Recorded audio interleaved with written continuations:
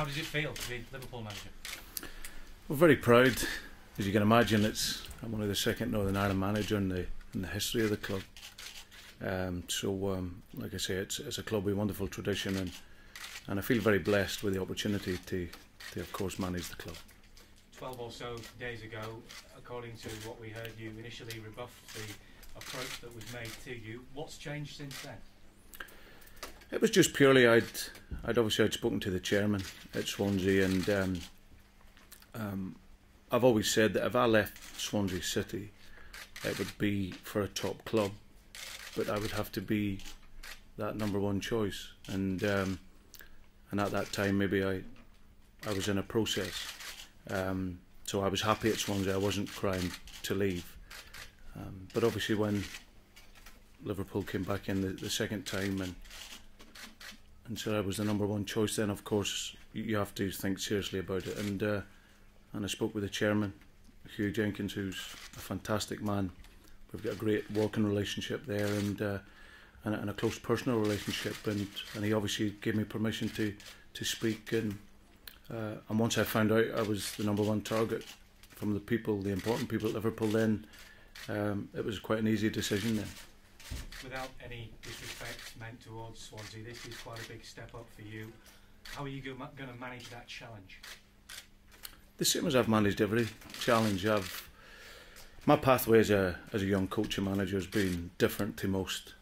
Even though I'm young in age, I've actually been coaching and working in football nearly 20 years.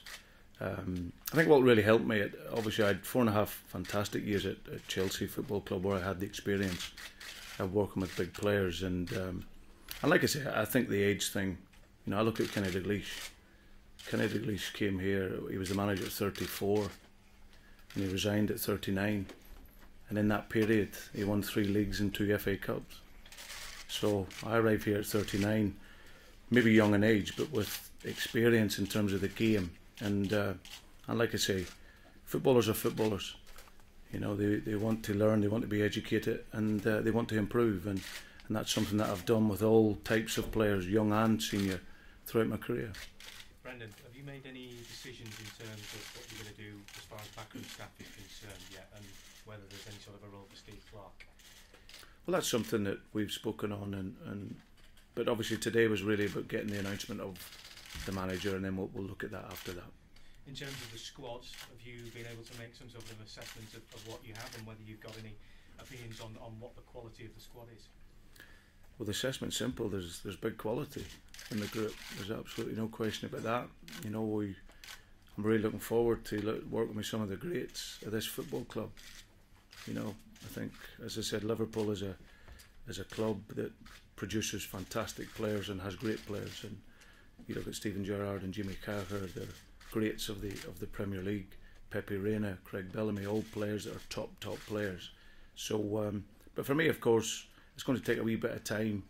How I want to play and the philosophy I want to introduce. That's based. The principles of your game is based on the players that you have. So there's no doubt that over the period, I'll have a look at that and then see if we need to bring anyone in to improve that. Is it true there's an agreement between yourself and Swansea that you won't be going back to your former club to sign any players for a certain period of time? Well, that's something that, as I said, I've got a real good relationship with Hugh Jenkins, and him and I will continue to be good friends, and we'll speak accordingly, and wherever the players come from, will, as I said, that'll remain to be seen.